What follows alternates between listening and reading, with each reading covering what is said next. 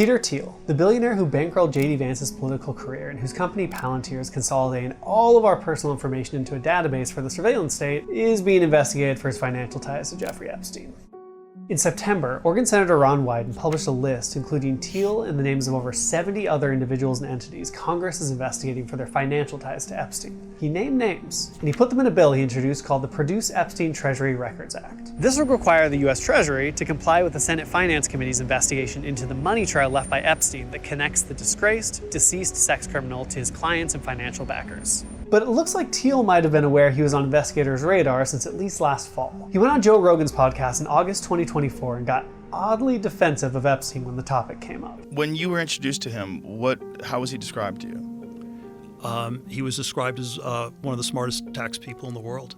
The Senate's investigation started in 2022, and at the heart of it is destroying this myth that Jeffrey Epstein was some sort of tax savant, able to magically bend the tax code to his will and save his billionaire clients hundreds of millions of dollars on their tax bill. He wasn't. He wasn't even a CPA. And yet, the failed substitute teacher turned stock trader billed himself as a financial advisor, and his clients claimed on their tax returns that the reason they paid him absurd amounts of money, like, for example, $170 million, as was the case with disgraced Wall Street billionaire Leon Black, was because Epstein did their taxes. And that's where the investigation can conclusively snare Epstein's clients. Because if they claim to have paid him for something he didn't do, that's tax fraud. Wyden's investigation has already found that Leon Black almost certainly committed fraud in this way. Actual accounts have stated in depositions that they had to go in and fix all of Epstein's mistakes that he made in Black's tax filings. And yet Black paid him more than 4 times what the best CPA firms in the country charge. Now, what's commonly known as the Epstein files, the documents from the Department of Justice's investigation into Epstein's sex trafficking operation, aren't likely to have this information. Back in March, the Trump administration assigned 1,000 FBI agents, and you heard that right, 1,000 federal agents, to redacting duty.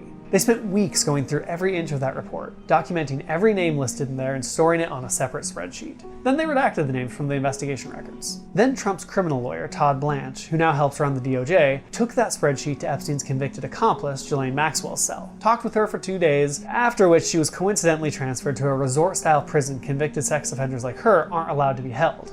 But that's a story for another day. Blanche apparently didn't get anything too helpful from his interrogation though, because the official government stance, according to FBI director and far-right podcaster Kash Patel, is that Epstein trafficked hundreds of girls and women all over the world to himself. He had no trafficking clients, according to the Trump administration, and people really did just pay him a lot of money to do their taxes incorrectly. Maxwell said somewhat the same thing, that there's no little black book with all of Epstein's clients, and at face value, that part is probably true. It's very unlikely that Epstein kept a list titled Clients for Sex Island, or that his rich, powerful friends emailed him and said, "Hey man, thanks for setting me up with that underage girl, here's $1 million. The people involved in this may be depraved and arrogant, but they're not stupid. And after getting away with it for so long, to the point where Epstein was arrested, convicted, and still able to live his lascivious lifestyle again, the hubris of that success makes any sort of dead man switch unlikely. But money was exchanged, and it left a paper trail. Congressional investigators want those receipts, and have asked the Treasury for access to financial transactions between Epstein and Leon Black, his wife, his trust fund, and dozens of other people, including American oligarch Peter Thiel. Thiel is a Silicon Valley billionaire who believes democracy is a failed experiment, and has coincidentally become inexorably tied to the Trump administration through both his protege J.D. Vance and his surveillance state company Palantir. Palantir's been awarded billions in government contracts from Trump this year alone, including $10 billion from the US Army to integrate AI into its processes, and $30 million from Immigration and Customs Enforcement to allow the government to more efficiently intimidate, abduct, and track immigrants. The company also seeks to consolidate citizen data across government agencies, a potential violation of the right to privacy guaranteed in the currently eroding Fourth Amendment. In 2015, Thiel started taking money from Epstein invested in his venture capital firm Villar Ventures. Epstein invested $40 million with Thiel before he died, and his estate is still making money off it. And since Epstein's estate closed its victim payout fund, the $200 million and counting it's earned from investments into Thiel's company won't go to any of his victims. Instead, all future profit goes straight to the estate's co-executors. Darren Indyke, who now works at a law firm Trump uses so much he's almost filled out his punch card, and Richard Kahn, accountant to the alleged tax genius Jeffrey Epstein. Congressional investigators want to know if that $40 million was the only money exchanged between Thiel and Epstein, or if it's just the tip of the iceberg. And based on what they've uncovered from similar clues, as is the case with Leon Black, there's a decent chance there's more to see there than meets the eye. The Senate's investigation is being spearheaded by Ron Wyden, who was granted access to some of Epstein's financial documents held by the US Treasury last year under the Biden administration. Senate Republicans, who control the committee, wouldn't sign off to a subpoena to get full access, so Biden gave them enough to gather more evidence, which could then be used to justify a subpoena. Wyden's investigators were given Treasury access for exactly 1 day. No copies of anything could be made, and no records could leave the building, except for any handwritten notes scribbled down by investigators. And even with that tiny window, they found over $1 billion worth of transactions between Epstein, his associates, and bank accounts in countries Epstein was known to traffic teenage girls from. He was also using sanctioned Russian banks to try and hide the money trail, which is super illegal.